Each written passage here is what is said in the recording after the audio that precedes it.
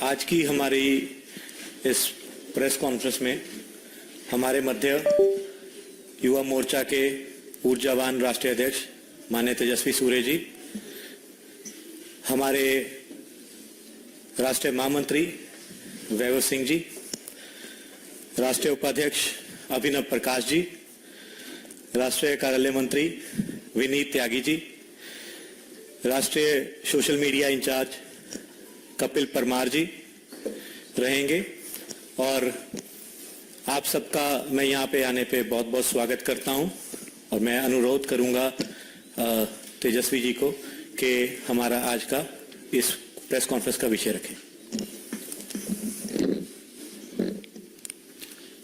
आप सबको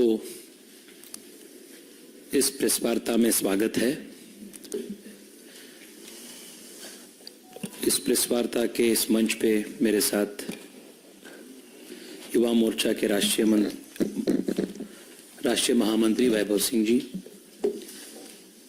राष्ट्रीय उपाध्यक्ष अभिनव प्रकाश जी, मीडिया के प्रभारी अमन जी, राष्ट्रीय कार्यालय सचिव विनीत त्यागी जी और सोशल मीडिया के प्रभारी कपिल परमार जी हैं, उनको भी मैं स्वागत करता हूं।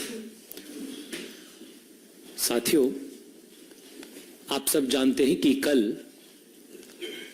नेशनल वोटर्स डे है और इस उपलक्ष्य में भारतीय जनता युवा मोर्चा ने पार्टी के राष्ट्रीय अध्यक्ष श्री जेपी नड्डा जी के नेतृत्व में नव मतदाताओं को संपर्क करने का और उनसे माननीय प्रधानमंत्री श्री नरेंद्र मोदी जी का संवाद कराने का एक बहुत बड़ा कार्यक्रम हम कल आयोजन कर रहे हैं।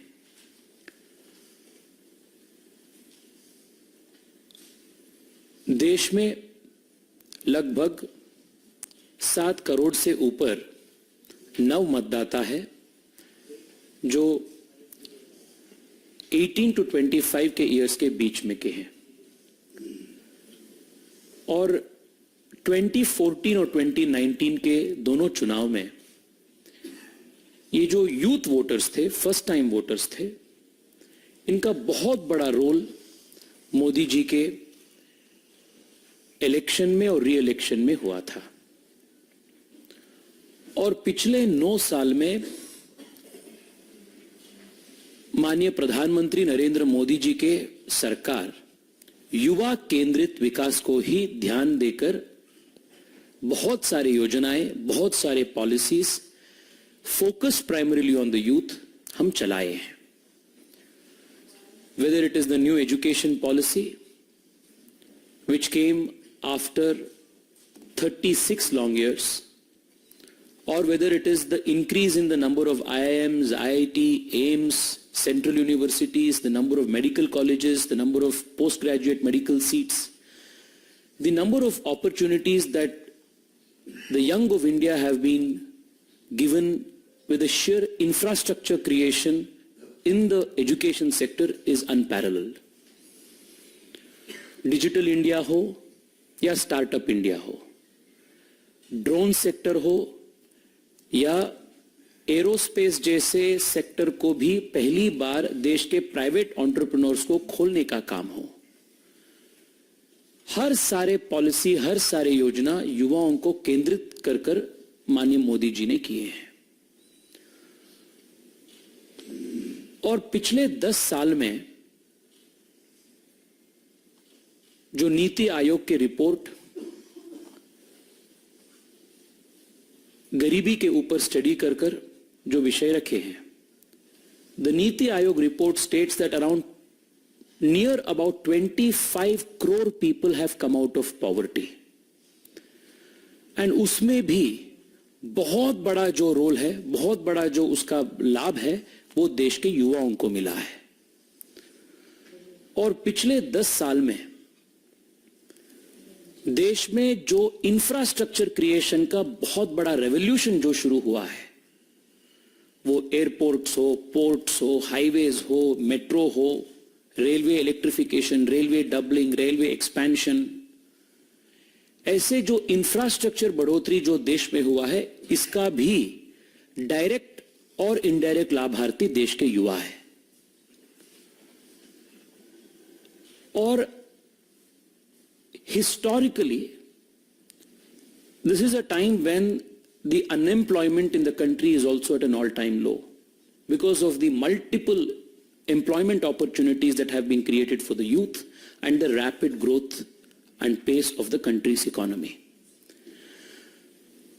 स्वाभाविक रूप से देश के युवा मोदी जी के प्रति बहुत उत्साहित है और बहुत enthusiastic है कि हम मोदी जी को तीसरी बार प्रधानमंत्री के रूप में देश के युवा इलेक्ट करना चाहते हैं। The young of India are extremely enthusiastic and extremely keen to re-elect the Honorable Prime Minister for a third time in office straight.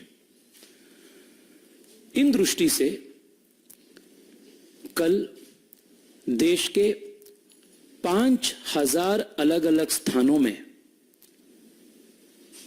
नमो नव मतदाता सम्मेलन का आयोजन हो रहा है।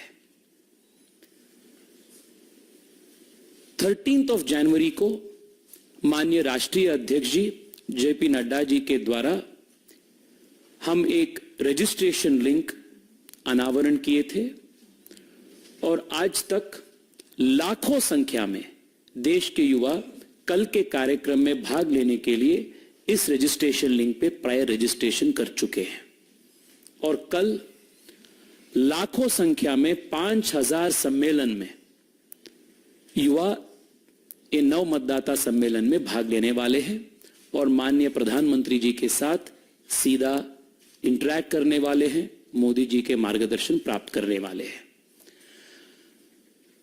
ये कार्यक्रम 2-3 कारण के लिए विशेष है और ऐतिहासिक भी है। ये देश के इतिहास में पहली बार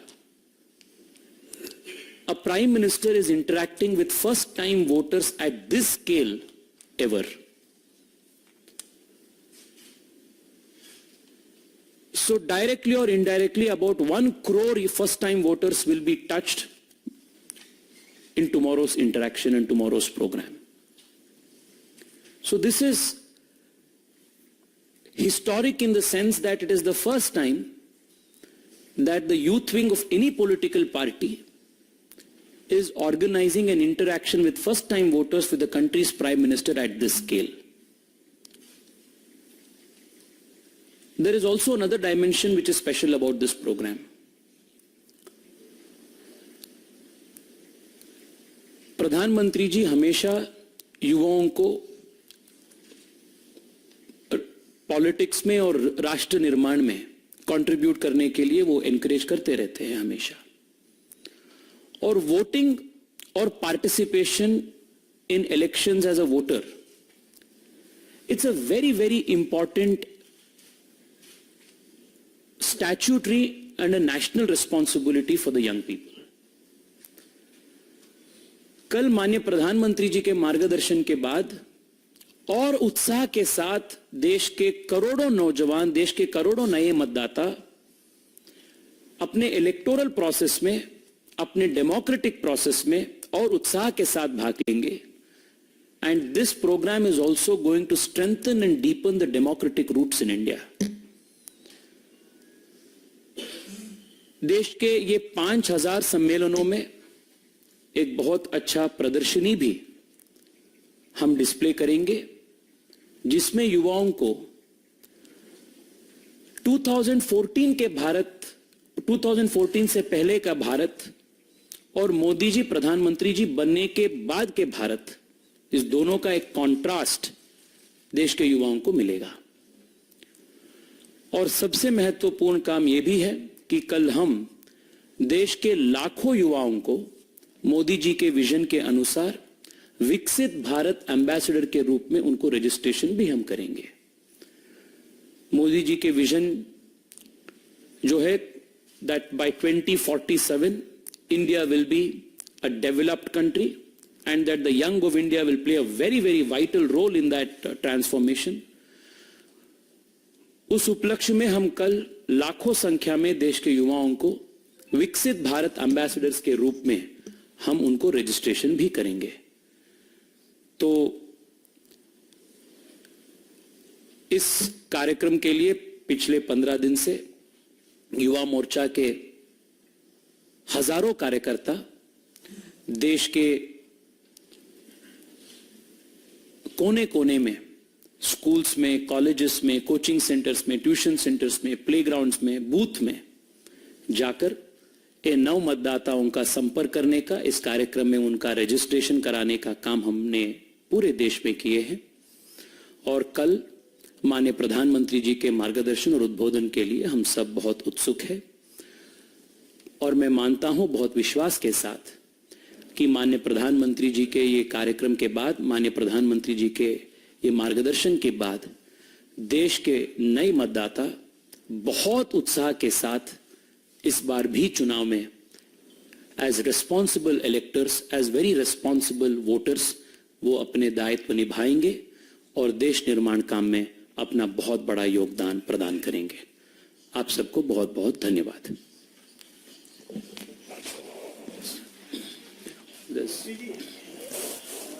प्लीज प्लीज। लोकसभा चुनाव से पहले आप लोग युवा मतदाताओं को जोड़ रहे हैं। लोकसभा चुनाव के अनाउंसमेंट से पहले युवा मोर्चा और कौन कौन से कार्यक्रम करने जा रहा है, तो इसके बारे में बता दीजिए। और दूसरा सवाल ये है कि आप लोग युवाओं को जोड़ रहे हैं, इंडिया अलायंस में टूट जो है आज दिखाई दे रही है। ममता बनर्जी ने साफ तौर पर कह दिया है कि वो वेस्ट बंगाल में अकेले चुनाव लड़ेंगे।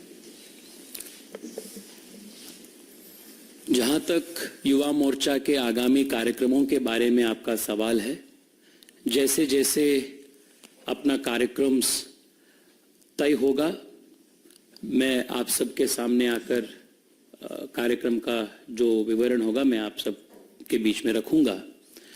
Because without your help and without communicating to you वो अधूरी रहेगा। बट विथ रिगार्ड टू जो इंडिया अलायंस का ममता बनर्जी जी का आज का जो स्टेटमेंट है,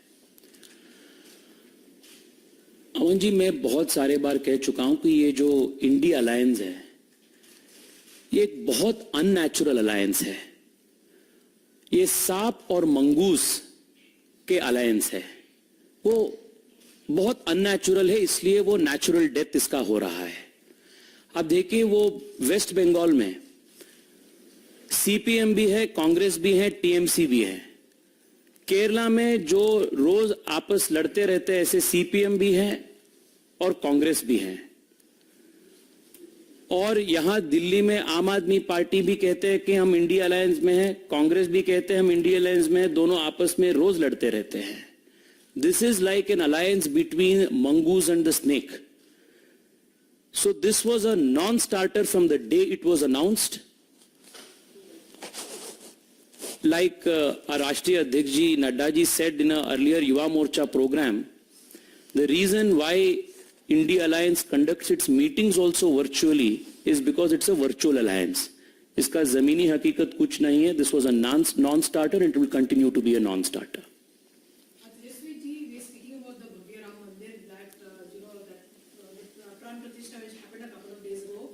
Several leaders from the Karnataka Congress have been making objectionable remarks. The CM says that we believe in worshipping Gandhi wale Ram and not BJP wale Ram. और वीरप्पा मोइली ने बोला था कि मोदी जी ने अनुष्ठान किया ही नहीं और ये अपवित्र अनुष्ठान। I do not want to divert the attention from this particular press conference because tomorrow is a very important day for the first time voters of the country, because we are getting an opportunity to talk to the Honorable Prime Minister, interact with the Honorable Prime Minister in such a large scale. I can only say this, Palji, that those people who questioned the very existence of Ram have no authority to be making any such comments. और इस कार्यक्रम के संबंध में कुछ specific सुझाव है तो आप इस कार्यक्रम के बारे में पूछ सकते हैं। सर, पीएम का संबोधन कितने बजे होगा? हम देश के हर सम्मेलन 10 बजे हम शुरू कर रहे हैं. By 10:45 a.m. in the morning, we will have the interaction and speech with the Honorable Prime Minister. ठीक है, बहुत बहुत धन्यवाद. धन्यवाद आप Thank you. सबका.